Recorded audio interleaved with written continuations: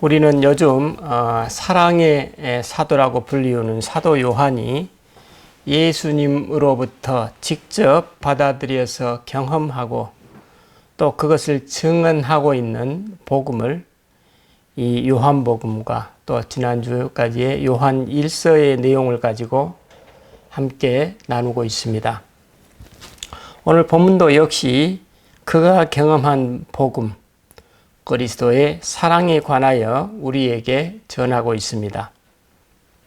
우리는 일반적으로 기독교를 사랑의 종교라고 말하고 있습니다. 하지만 정작 그 사랑을 어떻게 얼마나 체험하고 있는지 질문을 받으면 딱히 할 말을 잃어버리곤 합니다. 초지일관 하나님의 사랑을 가르치고 있는 복음서와 사랑에 관한 수많은 설교를 들었으면서도 막상 오늘 본문 12절 내 계명은 곧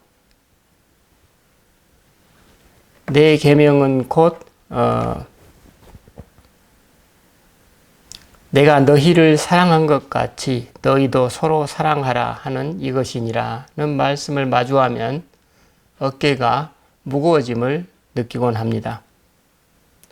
그런데 오늘 사랑의 복음을 전하고 있는 요한은 11절에서 내가 이것을 너희에게 이름은 내 기쁨이 너희 안에 있어 너희 기쁨을 충만하게 하려 함이라 라고 강조하고 있습니다.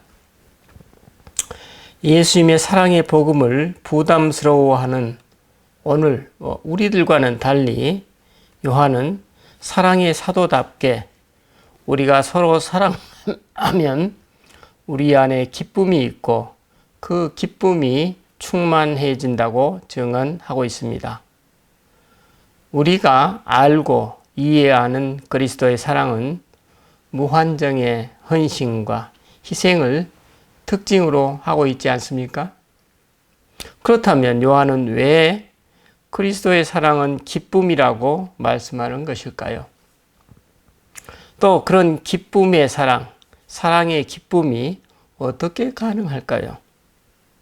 그리고 우리는 왜 그리스도의 사랑이 기쁨으로 잘 체험되지 않는 것일까요?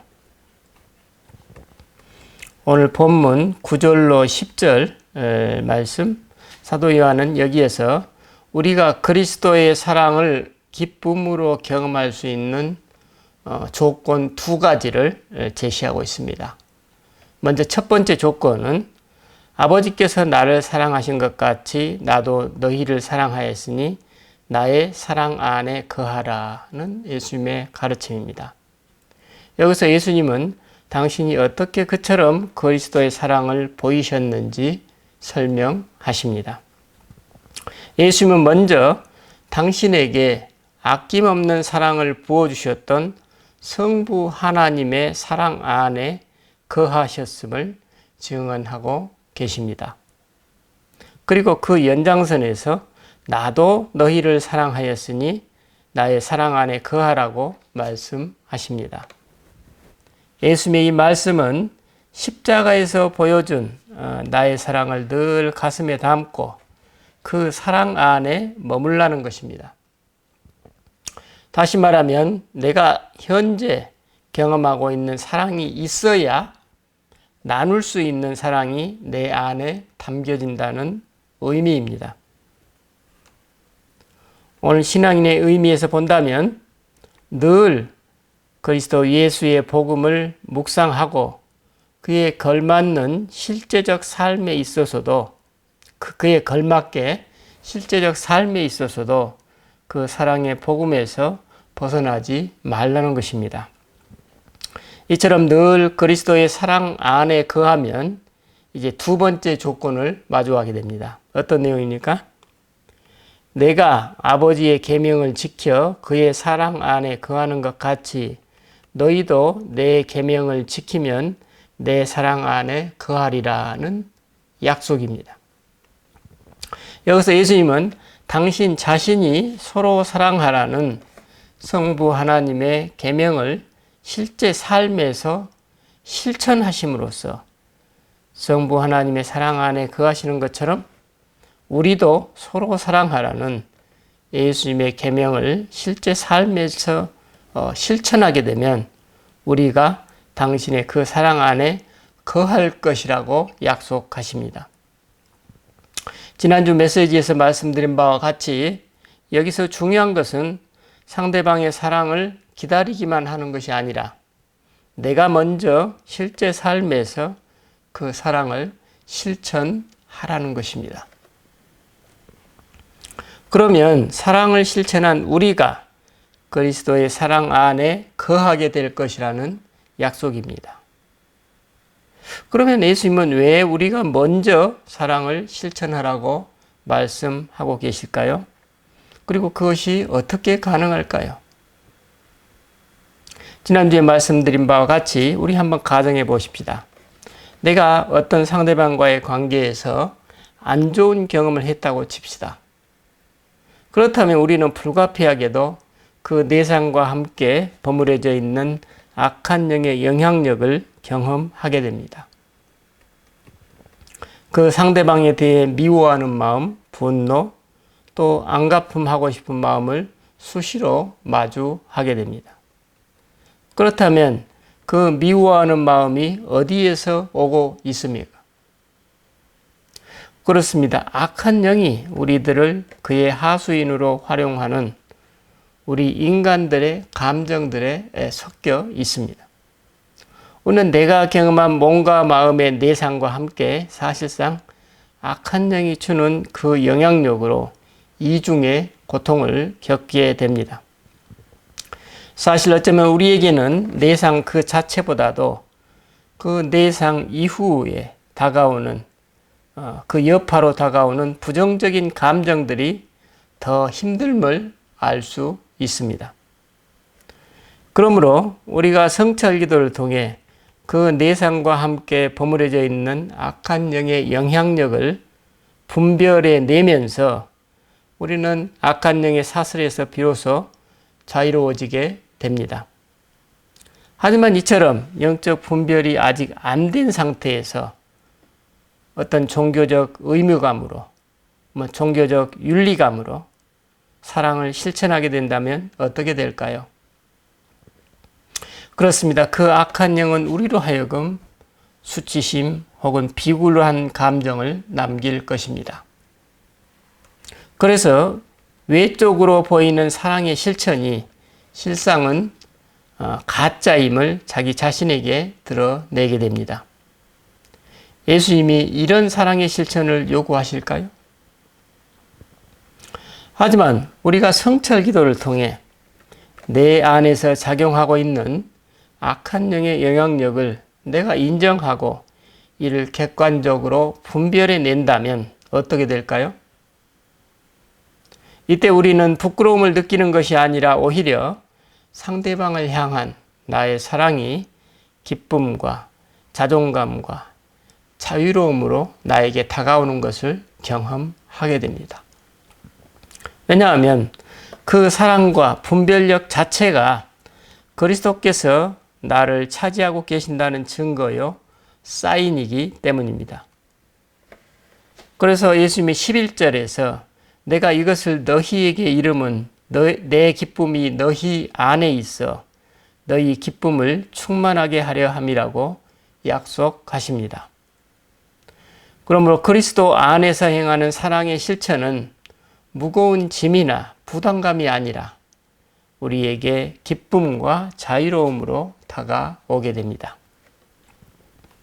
그러므로 우리가 혹시 신앙 안에서 사랑의 실천을 행하는 데 있어서 나에게 짐이나 부담감으로 다가온다면 내가 성찰 기도를 통해 영적 분별을 제대로 해 나가고 있는지 잘 살펴보면 좋을 것입니다. 왜냐하면 사랑 자체이신 그리스도께서 당신의 사랑 안에 머물고 그 사랑을 실천하는 우리들에게 자유와 기쁨이 아니라 의무감이나 부담감의 짐을 지게 하실 이유가 없기 때문입니다. 결국 예수님의 사랑으로 용서와 화해의 삶을 실천할 때 우리는 그리스도의 영이 생생하게 내 안에서 살아 역사하심을 실감하게 됩니다. 왜냐하면 내 스스로의 의지와 노력으로 할 수 없는 그런 삶과 그 경지를 그리스도께서 친히 내 안에서 이루어 가심을 실감하기 때문입니다. 이처럼 그리스도의 영이 우리를 차지하면 할수록 우리는 짐이나 부담이 아니라 자유와 기쁨을 누리게 됩니다. 바로 이 점이 우리 신앙인들이 세상 사람들과 다른 점이고, 바로 그런 이유 때문에 예수 그리스도께서 우리에게 전해주시는 하나님 나라가 우리에게는 복음이 되게 됩니다. 이처럼 우리가 그리스도의 사랑을 체험적으로 알게 될 때 그 알미 우리로 하여금 예수님 당신을 친구처럼 가깝고 친밀하게 대할 수 있는 자유와 기쁨을 누리게 된다고 예수님이 말씀하십니다. 그런데 그 친구가 어떤 분이신가요? 그렇습니다. 이 세상 그 누구와도 그 무엇과도 비교할 수 없고 바꿀 수 없는 크신 분입니다. 이처럼 크신 분이 나의 가까운 친구로 함께 거하시고 내가 그분께 속하니 그 사실 자체가 사실은 우리에게는 기쁨이고, 그 알은 그분의 사랑을 체험적으로 아는 것입니다. 그런데 그 사랑을 어떻게 알게 됩니까? 예수님 당신이 그러셨던 것처럼 내가 내 자신, 즉 에고를 얘기하죠. 그 에고를 버리고 그분을 택하는 삶으로서만 그분의 큰 사랑에 눈이 뜨이게 된다고 말씀하십니다. 이런 맥락에서 내가 죽고자 하면 살 것이요 살고자 하면 죽을 것이라는 예수님의 말씀을 우리는 이해할 수 있습니다. 말인즉 우리는 그분의 큰 사랑을 그분과 함께 공유하면서 이를 그분과 함께 그 사랑을 누리게 됩니다. 이것 또한 성도들이 경험하는 비밀스러운 하늘의 기쁨입니다. 예수님의 이를 본문 13절로 14절에서 이렇게 말씀하셔요. 사람이 친구를 위하여 자기 목숨을 버리면 이보다 더 큰 사랑이 없나니 너희는 내가 명하는 대로 행하면 곧 나의 친구라 라고 정리하십니다. 그래서 우리는 그분께서 말씀하시는 대로 행하면, 사랑을 행하면 이미 친구가 되어 있는 내 자신을, 그분의 친구가 되어 있는 내 자신을 발견하게 된다는 것입니다. 그러니까 우리 사랑의 실천과 또 그분이 말씀하시는 하나님 나라의 리얼리티가 어떻게 연결되고 있는지 우리 잘 이해할 수 있습니다. 예수님은 이어서 당신의 친구로서의 특권을 말씀하십니다. 어떻게 말씀하십니까? 종은 주인이 하는 것을 알지 못함이라. 너희를 친구라 하였노니 내가 내 아버지께 들은 것을 다 너희에게 알게 하였음이라. 우리가 살아가는 삶에서 성부 하나님의 뜻을 알게 된다는 것입니다. 우리의 일상에서 하나님의 메시지를 분별하게 된다는 의미입니다. 이런 삶을 일상에서 늘 누리는 것, 이것이 바로 오늘 말씀에서 항상 열매를 맺는 삶이라고 13절에서 말씀하고 계십니다. 너희가 나를 택한 것이 아니요 내가 너희를 택하여 세웠나니 이는 너희로 가서 열매를 맺게 하고 또 너희 열매가 항상 있게 하여 내 이름으로 아버지께 무엇을 구하든지 다 받게 하려 함이라. 어떻습니까? 그리스도께서 나를 택하셨다. 그리고 그 열매를 오늘 내가 누린다. 그래서 오늘 우리는 예수 그리스도의 이름으로 무엇이든 그 이름에 걸맞게 하나님께 구할 수 있습니다. 요한 사도는 이런 삶이 어떻게 가능한지 예수님의 말씀으로 전하고 있습니다. 요한복음 14장 18절로 28절 말씀입니다. 24절 말씀입니다. 제가 오늘 한번 읽어드리겠습니다. 요한복음 14장 18절로 24절까지 말씀입니다. 내가 너희를 고아와 같이 버려두지 아니하고 너희에게로 오리라. 조금 있으면 세상은 다시 나를 보지 못할 것이로되 너희는 나를 보리니 이는 내가 살아있고 너희도 살아있겠음이라.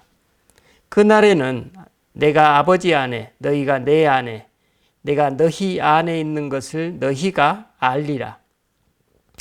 나의 계명을 지키는 자라야 나를 사랑하는 자니 나를 사랑하는 자는 내 아버지께 사랑을 받을 것이요 나도 그를 사랑하여 그에게 나를 나타내리라.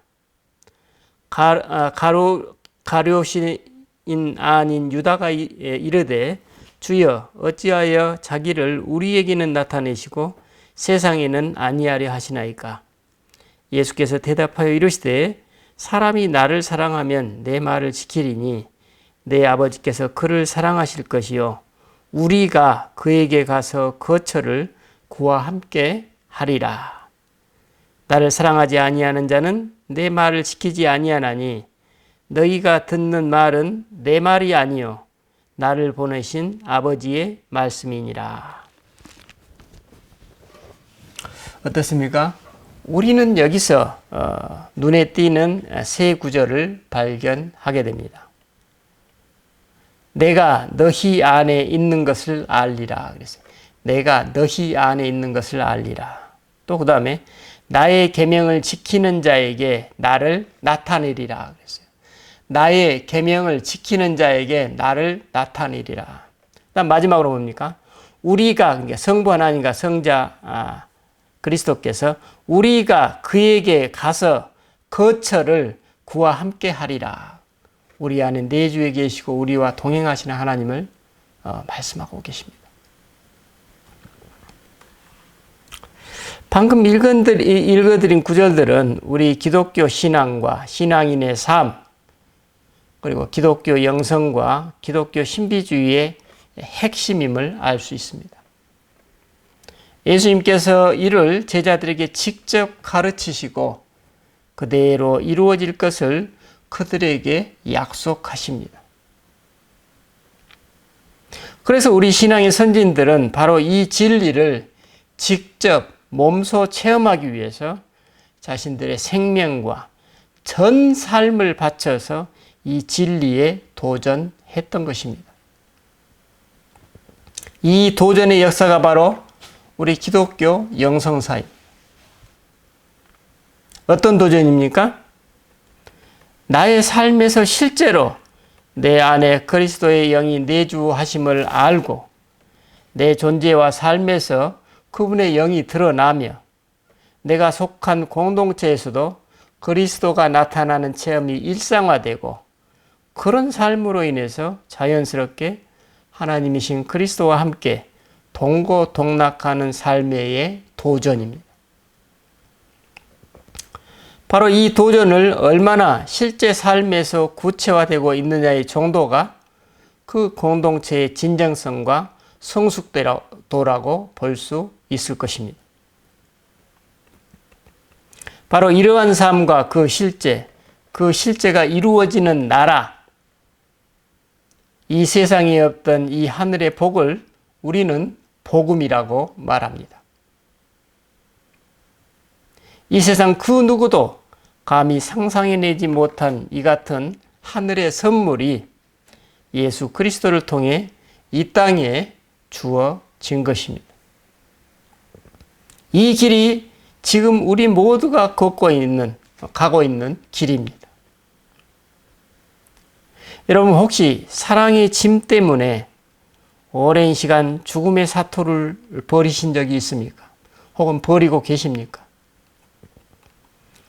어둠의 영에 갇혀 고초의 시간을 보내셨습니까?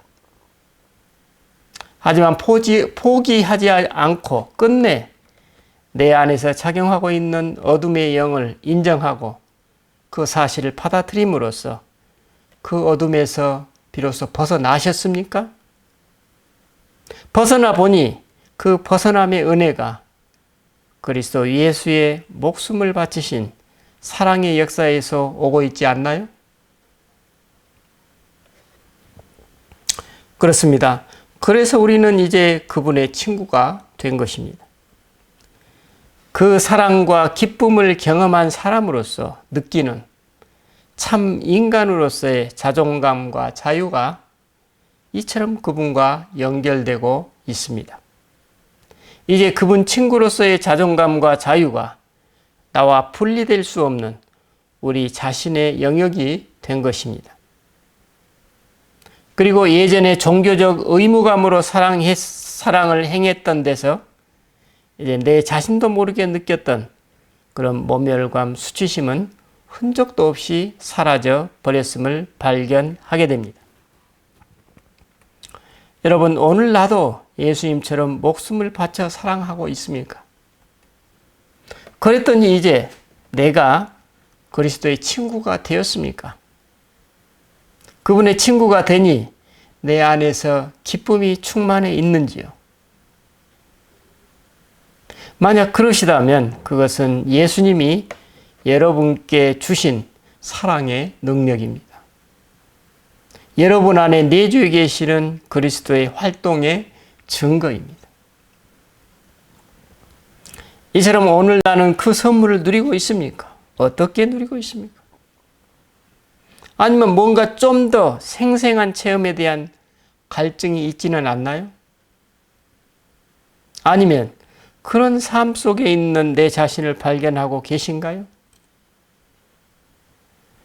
여러분, 우리 모든 신앙인이 이런 복된 삶을 실제로 누린다면 우리 자신들의 삶과 이 세상은 얼마나 많이 바뀌게 될까요? 기도하십시다. 주님, 우리는 사실 종교적 가르침으로서 이따금씩 사랑을 대하고 사랑의 실체를 실제로 손으로 잡아 느끼려는 그런 노력과 도전은 멀리하는 생활을 하고 있습니다. 하지만 오늘 말씀을 통해서 예수님께서는 당신 자신이 직접 그러한 영적 도전을 게을리하지 않으셨음을 우리에게 일깨워 주십니다. 그리고 그런 도전을 실제로 자신의 전 삶을 걸고 행하는 사람에게 주어지는